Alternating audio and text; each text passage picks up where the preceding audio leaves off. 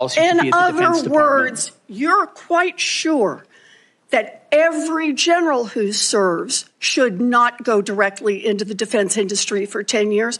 You're not willing to make that same pledge? I'm not a general, Senator.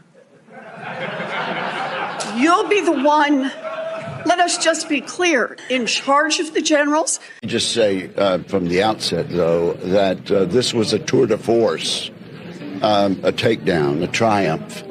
I think Mr. Hegseth had three audiences: the committee, the United States Senate, and the American general public. I think it was a magnificent display of his knowledge and his ability to communicate, his leadership abilities.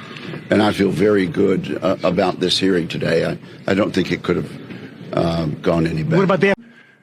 But you have not convinced me that you're able to take on this tremendous responsibility with a complex organization and having little or no significant management experience. Senator, I'm grateful to be hired by one of the most successful CEOs in American history, should I be confirmed. Mr. Hegseth, it seems to me that you've supervised far more people than the average United States senator supervises typically.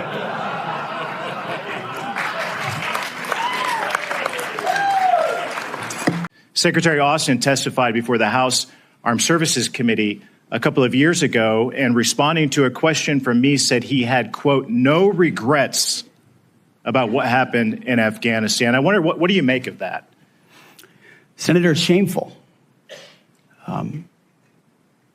They still tout it as the most successful airlift in American history, when what the rest of us all saw was true laid before our eyes. Utter failure, a destruction of a military legacy there, abandonment of our allies, death of American troops, detriment to our reputation, and then no answers and no accountability on the other side. And then what was unleashed because of what happened in Afghanistan?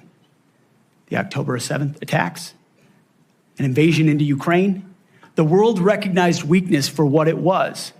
And who bore the brunt for it? The troops on the front lines at Abbey Gate doing an impossible job, whose external security was the Taliban, because there was no actual plan for this under the Biden administration. And yet, not a single person, the only person held accountable in those moments was a Marine Corps lieutenant colonel who had the courage to stand up and say someone should be held accountable for that. His name is Stu Scheller. No one else involved has ever taken accountability for it.